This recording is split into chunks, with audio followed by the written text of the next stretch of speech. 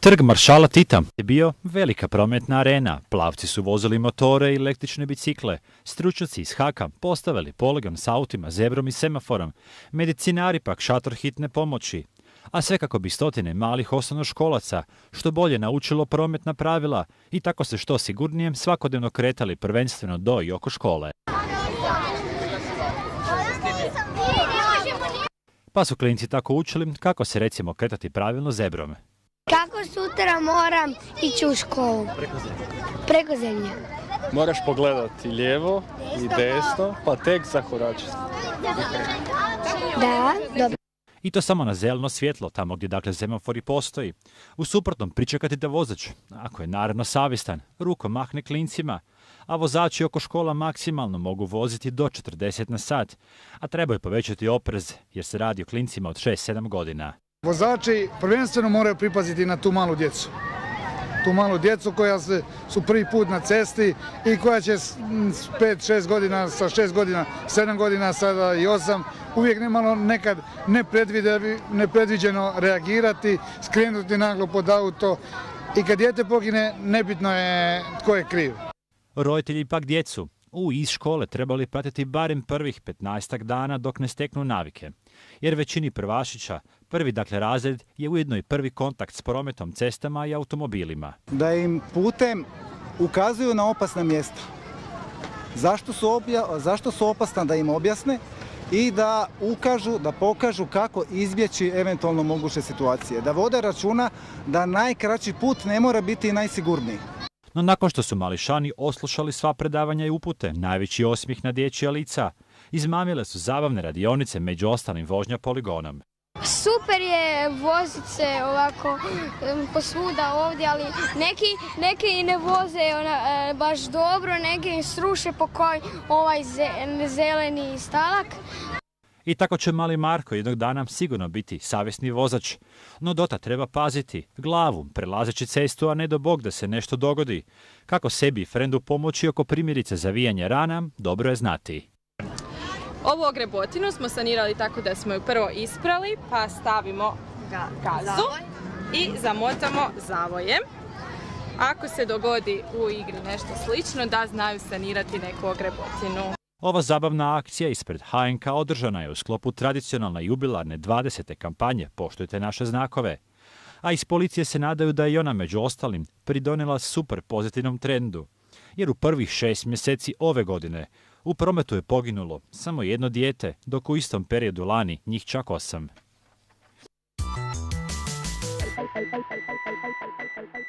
Nije 8-7. S nama su u studiju gospodin Miron Huljak iz Službe za sigurnost cestovnog prometa, ravnateljstva policije i gospodin Robert Vatrov, zamjenik tajnika Autokluba SIG. Dobro nam došli u emisiju. Dobar dan. Evo, možete li nam ispričati za početak koji je bio glavni povod za održavanje ove tribine sigurnost djece u prometu i je li broj prometnih nesreća u Zagrebu zapravo ponovno u porastu?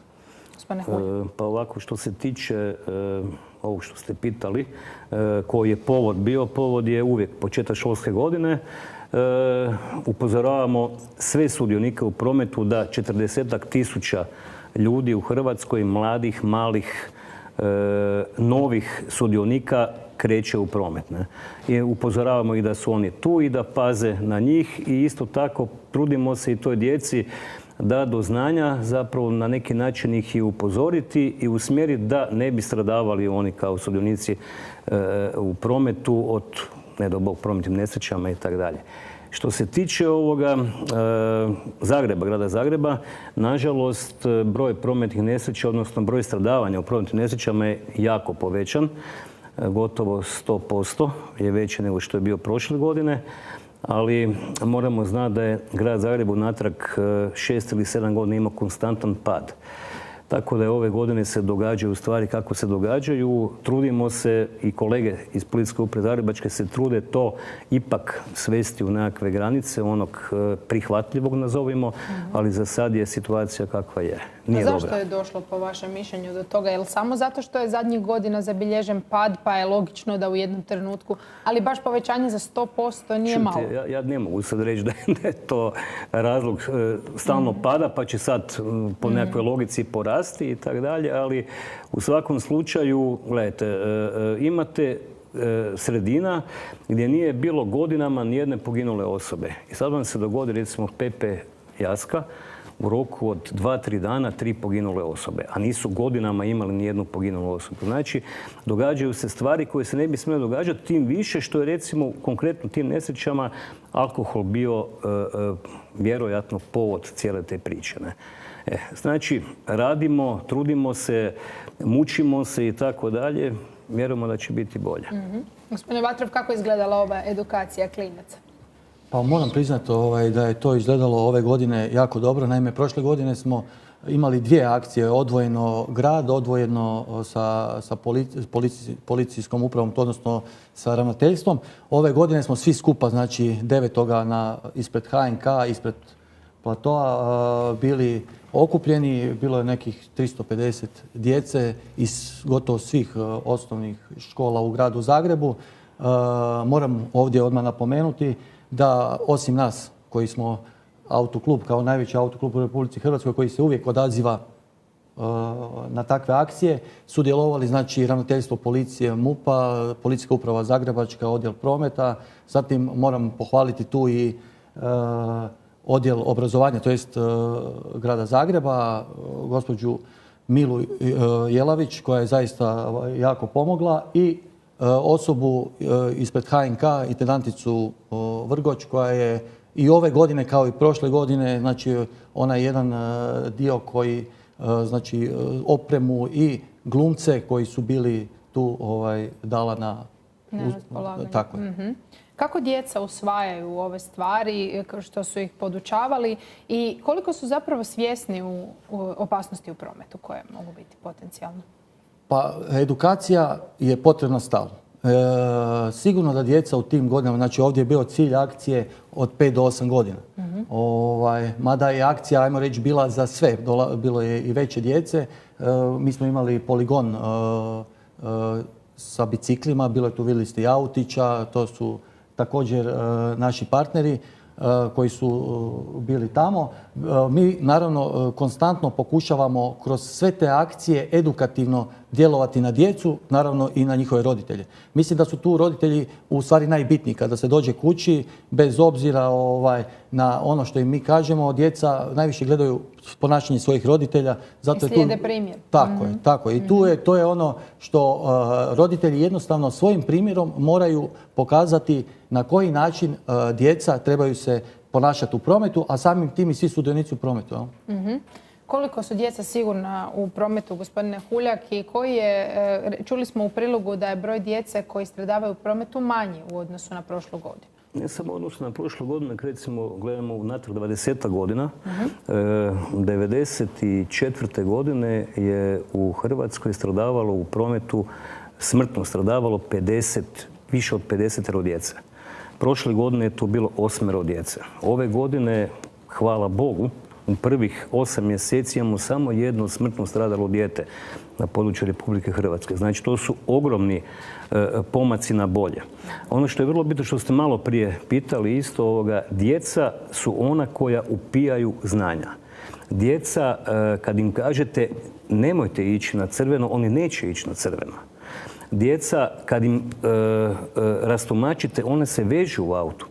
Oni maltretiraju svoje roditelje da se vežu u autu. Prema tome, djeca sama po sebi su jako dobar medij za, da tako kažem, popiti sve pozitivno što se tiče prometa. Problem su, nažalost, roditelji koji bi trebali zapravo, djeca bi s njima trebala biti najsigurnija, a nažalost to nije tako, jer u preko 60% slučajeva djeca stradavaju u vozilima svojih roditelja, kojim roditelji upravljaju. Na primjer, nisu zavezane ili slično. To su strašne stvari. Pa možete svakodnevno vidjeti dijete stoji između ova dva prednja sica i gleda ispred sebe. Dijete sjedi na prednjem sicu nevezano. Dijete se otraga vozi nevezano. Netko misli da je dijete na taj način sigurno. majke misle da je dijete najsigurnije u njezinim rukama. Kad se recimo vozi dijete malo otraga na sicu i kod mame. To je strava jedna. Djeca najviše i najčešće tako stradavaju i to teško stradavaju. Mislim, ne treba ljudima zapravo opterećivati savjest svojim nesavjesnim ponašanjem. Mislim, nevjerojatno je zapravo da veli mi uvijek pitaju a kolike su kazne za roditelje, odnosno za one koji prevoze djecu. Pa kaj je to bitno? Ne može se kazna mjeriti s to onim nema što govora. se može Pa znate, dogoditi. valjda je sigurnost mog djeteta bitna, a ne sad jel ću ja platiti 300, 500 ili 1000 kuna. Ne? Prema tome, to je ono bitno. Roditelji trebaju shvatiti da nikad nije dovoljno kratko putovanje da se ne bi nešto moglo dogoditi. Pa da li sva edukacija u vodu, ako na primjer roditelji kada prelaze cestu, crveno je pa uzet ćemo dijete za ruku, nema veze, evo ovaj put ćemo prijeći. Kako očekivati da će dijete poslije, evo recimo, poslušati? Što vi kažete, gospodine Vatrović? Pa evo, slažem se potpuno sa kolegom. Prije nego što odgovorim na ovo pitanje, ispravio bi se i HAK je bio, znači jedan od suorganizatora, naša krovna kuća. Slažem se potpuno što je rekao kolega, djeca jednostavno upijaju, djeca uče i roditelji su im ti koji im u principu daju najviše znanja. I ako roditelj prođe kroz crveno, makar mu se žurilo sa djetetom, ne znam, ide na neke aktivnosti sportske, dijete to upije. I onda za par godina ili kroz par mjeseci kaže pa šta, i ti si prošao kroz crveno, zašto mi sad ne bi mogli proći isto? Evo. Sve je palo u vodu. Da. Palo u vodu. Što se tiče mjera opreza oko škola, recimo, kako je stanje u Zagrebu? Ima li kod svake škole na prometnici zebra, ležeći policajci i tako dalje? Je li to sve? Gledajte, ono što je vrlo interesantno, to je tih 20 godina unatrag, kad se malo osvrnemo, djeca nam više uopće ne stradavaju oko škola. Ne. To je puno sve ležećih policajaca, zebri, usporivača prometa tih. Znači, tako to sve skupa funkcionira. Znači, djeca su tu sad vrlo sigurna. Vjerojatno se, čujte, to vam je uvijek ono, postavite fizičku prepreku i riješili ste problem. To su ti ležeći policajci, takozvani, koji zapravo nisu prepopularni. Ja ih osobno ne volim kad svojim autom dođem na to trebate se hrvat s time i tak dalje. Ali dobri su u smislu sigurnosti djece oko škola. I to je tako. I gotovo. Ne? To je dobro. Velim, u zadnje vrijeme, u tih zadnjih 10-15 godina mi faktički nemamo teško stradale djece u okolini škola. Govorim o razini Hrvatske, ne samo Zagreba. Ne? Eto. Dobro. Provodi li se neka vrsta edukacije onda i s roditeljima, ne samo s djecom, koja bi evo bila posebno koncentrirana na njih? Pa mi u Autoklubu Siget konstantno, znači, provodimo razne edukativne akcije. Osim edukativnih akcija mi tu dajemo i na, recimo, vozilo, znači tribine o vozilima, korištenju, zatim organiziramo kontrolne preglede koji su besplatni za naše članove, a jednomjesečno i za sve ostale, znači, građane grada Zagreba i koji se nađu na prostoru tamo oko Sigeta. Normalno je i vidljivo da sve više to je edukativno naše ponašanje, da tako kažem, se vidi i u ovim rezultatima koji, nažalost, ja ih ne volim uopće spominjati iz razloga što smrtno stradali zbiljam i jedan je veliki broj.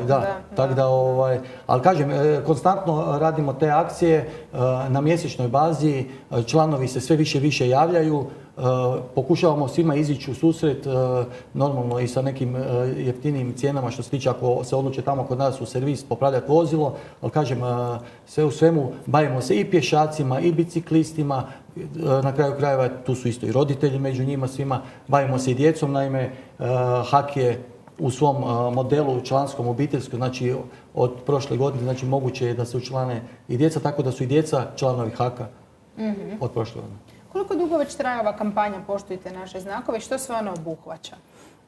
Ona je znači krenula 1995. godine, prvi put je bila tad provedena. To je bilo ono vrijeme kad sam rekao preko 50 djece je stradavalo tada u prometnim nesrećama.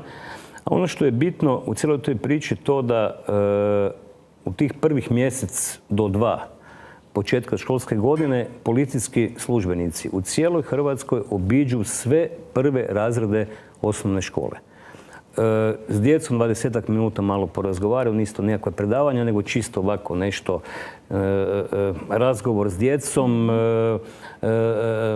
Djeci zapravo se daje nekakav čisto upute i način kako će sudjelovati u prometu, a da ne budu oni u opasnosti i da nekog drugog ne dovode na kraju krajeva u opasnost.